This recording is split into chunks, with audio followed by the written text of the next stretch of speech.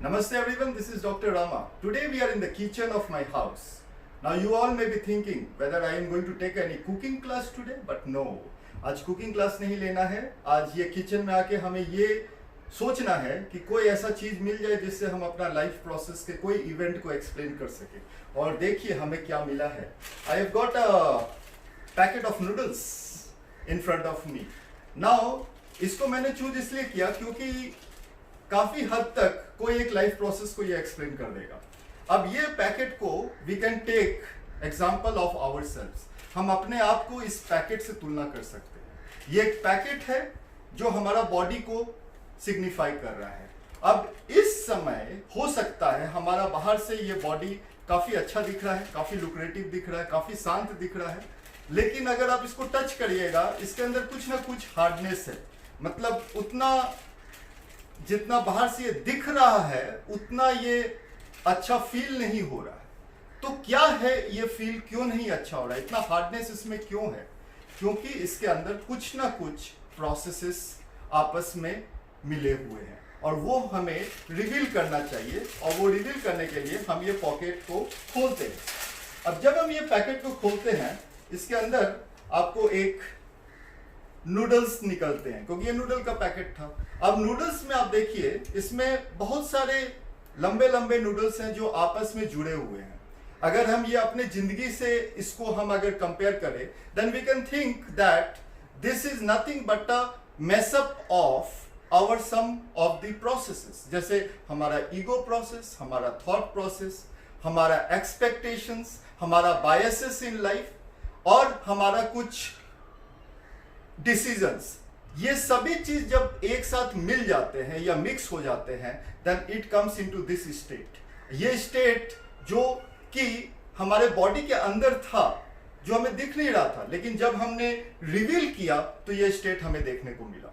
और ये स्टेट कभी ना कभी हमारे लाइफ टाइम में आता है, या तो काफी बार आता है या काफी देर देर से आता है, लेकिन आता जरूर है.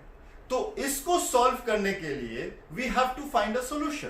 तो इसको सॉल्व करने के लिए हम लोग क्या करते हैं?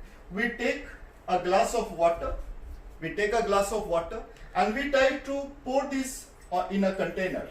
एक कंटेनर में डालते हैं और इस मेश्ड अप नूडल्स को इस पानी में डालकर इसका सॉल्यूशन खोजते हैं. तो ये पानी क्या था? ये पानी एक विजडम था.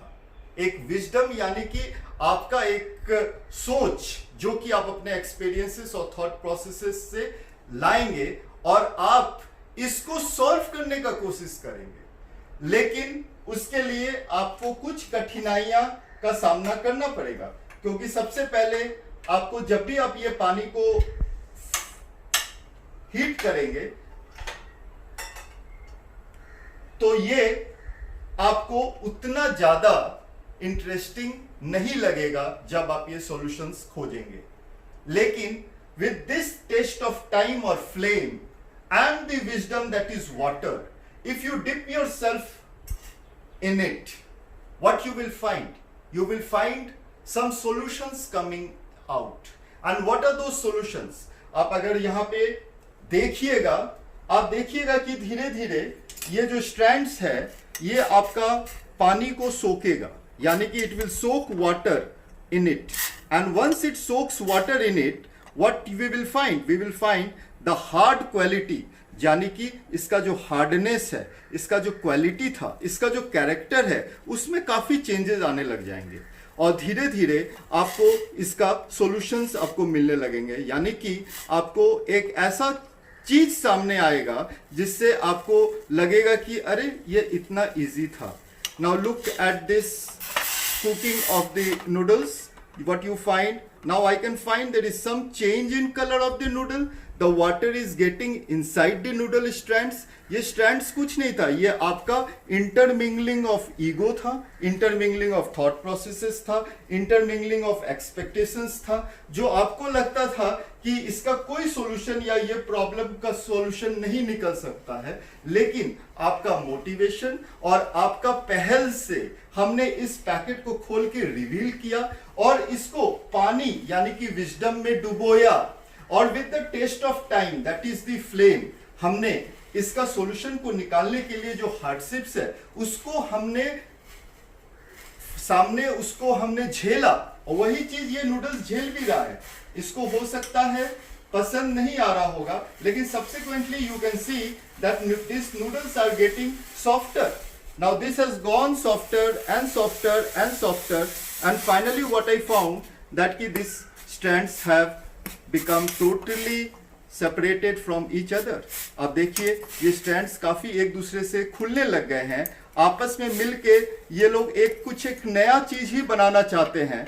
उसी तरह हमारे भी थॉट प्रोसेसेस, हमारे भी बायसेस, हमारे भी ओपिनियन और एक्सपेक्टेशंस को अगर हम हटाते हैं तो आप देखिएगा ये स्ट्रैंड्स खुलते हैं और एक नया चीज लाने का कोशिश करते हैं सामने।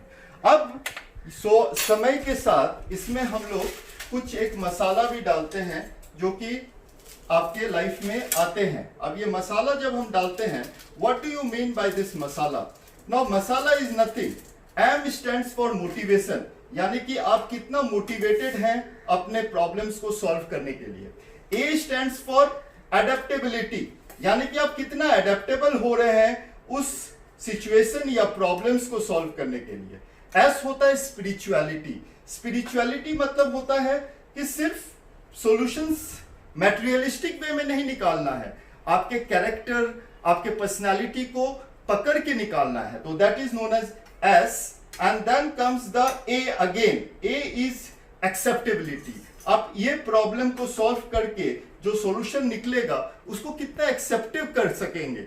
और लास्ट में आता है L for love, love for your self and for others for whom you are seeking solutions, and A is the final answer.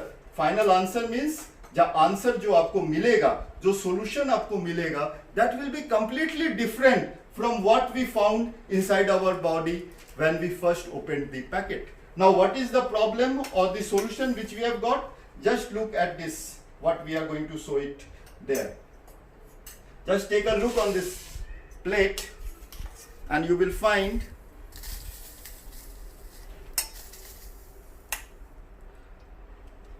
just look at this plate and you will find the noodles that were so hard before. Now these strands have totally separated. It has produced a dish. It has produced a dish that is acceptable to you and to others. It looks so nice.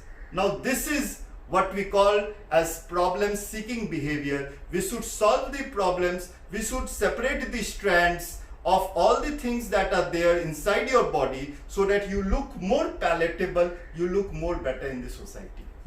So thank you. This is the noodle effect in our life to solve the solutions which at times you might be hiding it from others. Thank you so much.